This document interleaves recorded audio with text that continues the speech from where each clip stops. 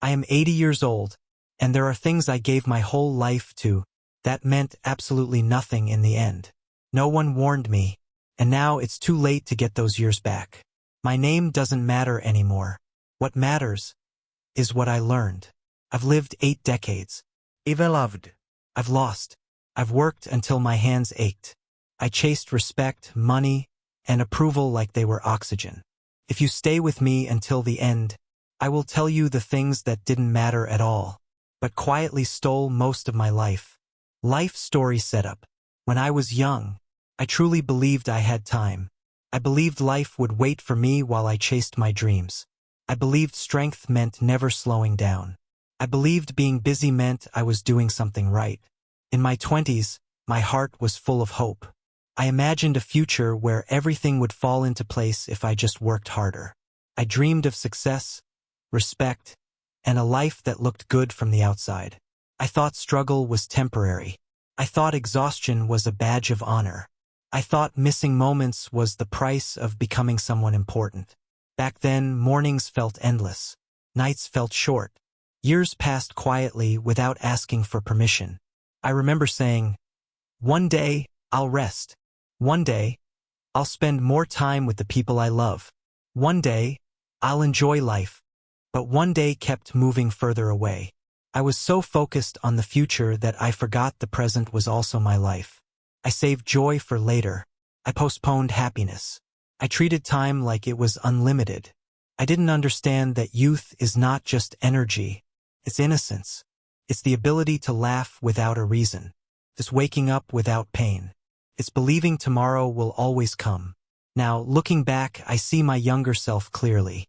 Not foolish, just unaware. I wasn't chasing the wrong dreams. I was just running too fast to notice what I was leaving behind. And by the time I finally slowed down, life had already passed many of the moments I can never return to. Mistakes I made. The first mistake I made was caring too much about what people thought. I shaped my life around approval. I said yes when my heart said no. I followed paths that looked respectable, not meaningful. I wanted to be admired. I wanted to be seen as successful. But admiration is loud and short. Peace is quiet and long. Most of the people I tried to impress are no longer in my life. Some don't remember me. Some never truly knew me. I lost years trying to be accepted when all I really needed was to accept myself. The second mistake was chasing money without asking why. I believed money would protect me from fear. I believed it would make me important. I believed it would give me freedom. Instead, it gave me long hours, late nights, a tired mind that never rested. I missed family gatherings. I missed laughter at the dinner table. I missed ordinary days that later became precious memories. Money paid the bills, but it couldn't buy back time. Another mistake was ignoring my health. I treated my body like a tool. Push harder, sleep less, work more. I thought pain was normal. I thought rest was laziness. Now, every step reminds me, the body never forgets how you treated it. Health is invisible when you have it, and priceless when you don't. I also wasted years holding on to anger. I replayed old conversations. I carried resentment like it gave me power. But anger didn't hurt them. It slowly poisoned me. Forgiveness didn't mean they were right. It meant I was finally free. I wish I had learned that sooner. And the most painful mistake of all was postponing love. I assumed people would always be there. I assumed there would be more time. I said, later. Later I'll call. Later I'll visit. Later I'll say how much you matter. Later never came. Some people left. Some passed away. Some faded quietly without goodbye. Love doesn't disappear suddenly. It fades when ignored. And when you finally realize its value, sometimes it's already gone. What I achieved. When people ask me what I achieved in life, they usually expect a list, a job title, a number, a measure of success they can understand. Yes, I worked hard. I built a career from nothing. I survived years that nearly broke me. I learned discipline. I learned responsibility. I learned how to stand back up when life knocked me down. But those are not the achievements I think about now.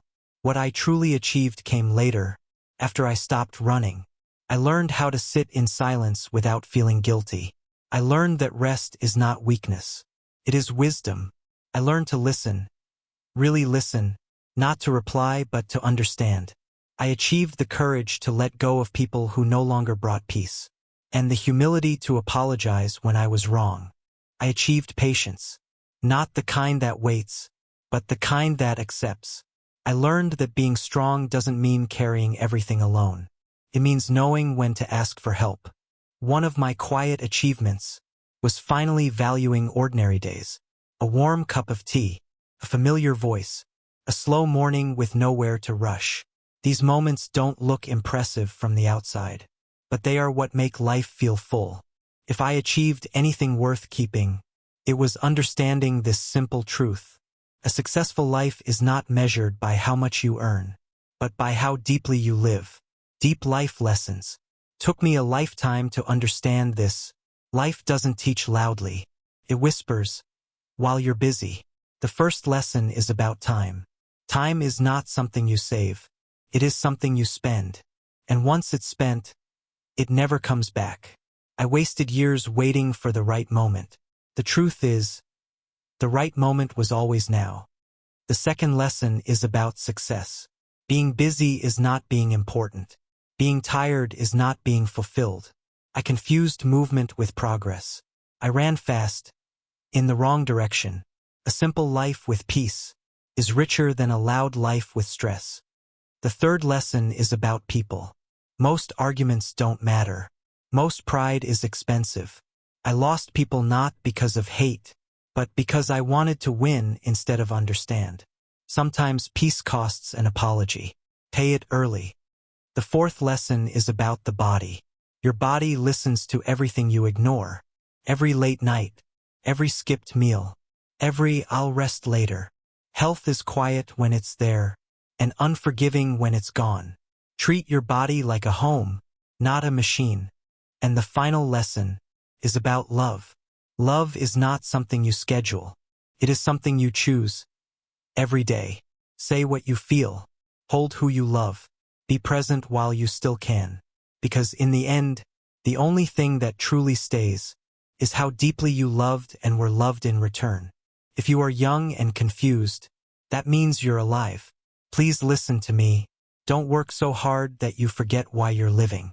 Don't chase validation from people who won't attend your funeral. Don't wait to say, "I love you." Don't ignore your health. Don't trade your youth for things that won't matter at 80. You don't need to have everything figured out. You just need to protect what truly matters. When you reach my age, your world becomes smaller. Less noise, less people, more memories. Some warm, some heavy. I don't regret my failures. I regret the moments I wasn't present for. Life doesn't end suddenly. It fades quietly, one distracted day at a time. Please, don't let it fade for you. If the story touched something inside you, write "I will live better" in the comments. Not for me, for the future version of you, who is already watching you right now.